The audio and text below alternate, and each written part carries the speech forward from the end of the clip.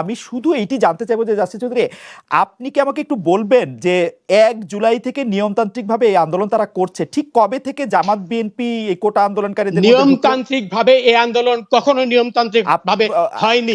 রাস্তা বন্ধ করে দেওয়া এটিকে তুমি নিয়মতান্ত্রিক আন্দোলন বলতে পারো না। সমস্ত যানবাহন বন্ধ করে দেওয়া, রেল আন্দোলন তো রাস্তা বন্ধ করে আন্দোলন সেটা নিয়মতান্ত্রিক আন্দোলন।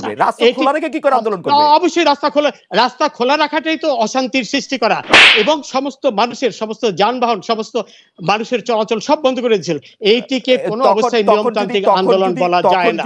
তখন যদি এটি বলা হইতো, এটি প্রকাশ আমি তো নিজে দেখেছি, আমি নিজে বেরোতে পারিনি, রাস্তার মানুষ বেরোতে পারেনি, চলাচল করতে পারেনি। বাংলাদেশে কোনো কিছু আন্দোলন চলবে না তাহলে, বাংলাদেশে কোনো কিছুর আন্দোলন চলবে না তাহলে। নিয়মতান্ত্রিক আন্দোলন আর এই অশান্তির আন্দোলন সম্পূর্ণ আলাদা জিনিস। যদি নিয়মতান্ত্রিক আন্দোলন হতো তাহলে তো এইসব হতো না। তারা যদি রাস্তা বন্ধ না করতো, তারা যদি এমনিতে রাস্তা বন্ধ করাটা কোন অবস্থায় নিয়মতান্ত্রিক পড়ে না।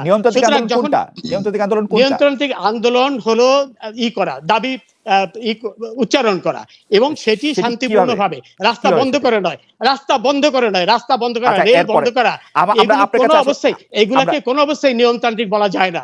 এবং সেই অবস্থায় পুলিশ অনেক ধৈর্যের পরিচয় দিয়েছে।